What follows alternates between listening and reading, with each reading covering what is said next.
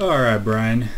So, I got my dwarf right here. This little bitch is putting up a door. You can see I can see what I've done here. I already did it once, but I got tired of doing fucking fraps on limited version, having to do 30-second clips. So, anyway. Actually, no, I'll just leave that. So, anyway, so you want to do something like this. You want to have like a nice room. Doesn't really matter how big it is, as long as it's big enough for you to put as many crops as you want in there. I mean, this will be more than plenty. Like a 3x3 farm, like 3 or 4 3x3 farms will be fine. But you want to have like a couple different farm plots so you can have different kinds of shit. So anyway, you have your little square right here, or rectangle, and then you dig out up to the river, and you put a door basically one square before the final tile that's going to break into the river and have it start flooding. So you want to make sure before you do anything you have doors covering the stairwell, because it doesn't matter if the doors are locked or not. Just as long as there's doors there, the water can hit the door but it won't flow through it.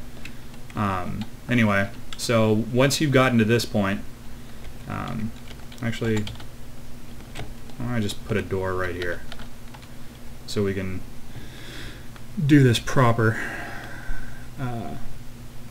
But yeah, so you'll see this. That fucker's gonna put a door there. Alright, so this lever on the left, you just ignore that because that's the one that covers this door, which I already used to flood. So this one right here, this is the new lever. It doesn't have anything attached to it. It takes, basically what you want to do is you have your mechanic, and then you want to build, it takes one mechanism to make a lever. So I built this here. I'm going to add new task, hit A, and you're going to hit D to link up a door. You see on the right hand side it's got a list of the doors that are in the nearby area. You're going to hit basically plus and minus on the numpad, scroll you up and down on there. So you're going to do that until it highlights the door. See, it's over there by the door that I want to open. I'm going to hit enter, assign that, and then basically at that point you need a mechanism for the door and a mechanism for the lever. So you need 2 mechanisms. So it's basically a total of 3 mechanisms to do this properly. So I'm going to hit enter twice basically. And so now its next action is to link a building to a trigger. Hit escape. Now the mechanic's got to run, grab a mechanism, run it over to the door. You'll see him do that here in just a second. Assuming, yeah, there he goes. He's going to run over there, hook that shit up. Takes a second. Once they're more proficient at this stuff, they do everything faster, but these guys are just novices pretty much. So he's hooked up the door, now he's hooking up the lever, and now it's ready to go. So now what we're going to do is we're going to go over to the lever, hit add new task, hit A, basically get to this menu, hit capital P or shift P, pull the lever. And it doesn't have to be a mechanic to do that. It's basically the nearest person runs over and pulls it. So now you can see the lever's on. When the lever's on, when it's pulled, the door disappeared. It's not there anymore. So you hit D, mine it out. Now he's going to go mine that shit. And boom. And he runs away from the water because he doesn't want to drown. So now, let the room fill up about halfway is what I typically do. And then I'm just going to come back to the lever and do the same thing again. Pull the lever, hit escape. Somebody's going to run up, pull the lever. Door's shut. You can see right there the door is shut and the water's not flowing through it anymore. This room's going to fill up. So in this situation, I'll show you kind of what you do here.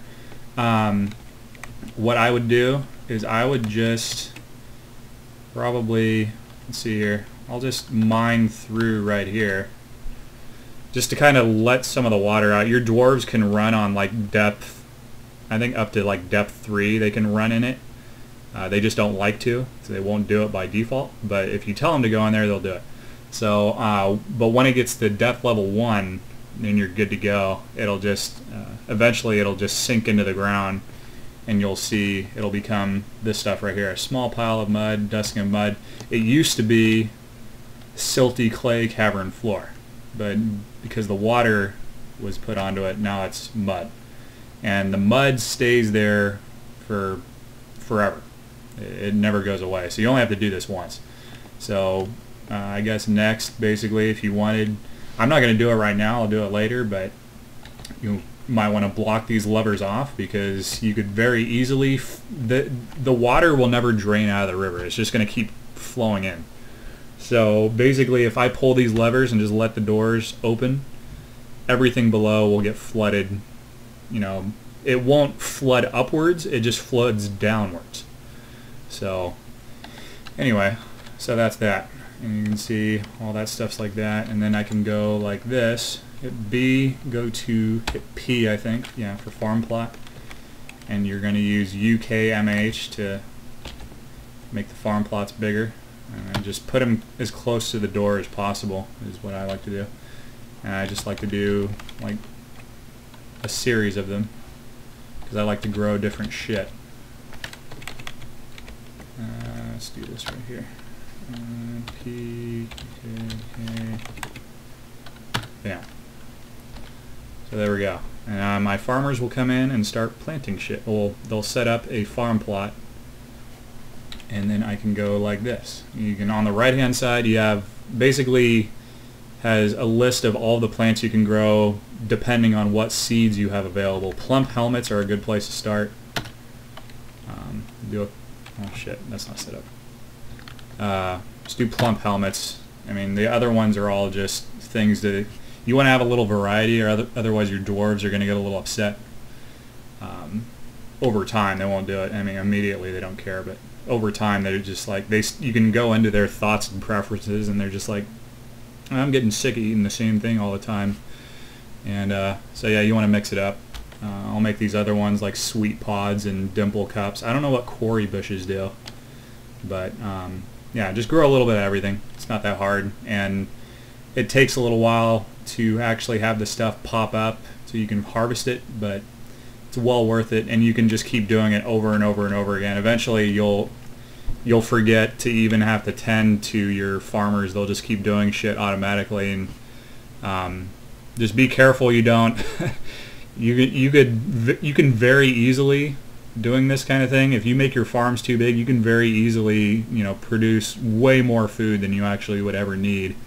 It's not that hard to get a lot of food, so this is probably good for at least a while. But yeah, so that's how that works, and this concludes the video, I guess.